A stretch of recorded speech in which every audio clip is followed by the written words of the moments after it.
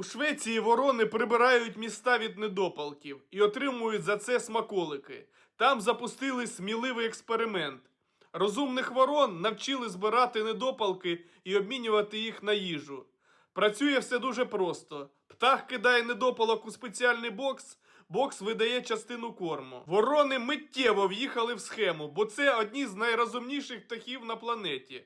У проєкті кажуть, якщо система запрацює масово, витрати на прибирання можуть зменшитися до 75%, а самі ворони стануть справжніми екоохоронцями міст.